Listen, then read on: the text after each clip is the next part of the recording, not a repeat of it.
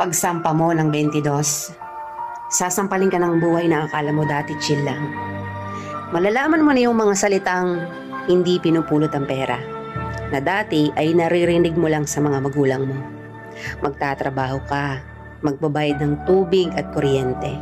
Tapos trabaho, trabaho ulit, paulit-ulit. Mamimiss mo yung batang ikaw, musmos, walang alam sa mundo.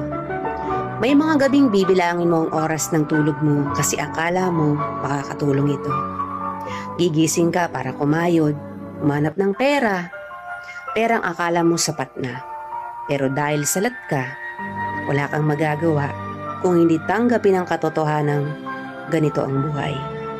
Katotohanang dahil malaki ka na, malaki na rin ang bigat na papasanin mo.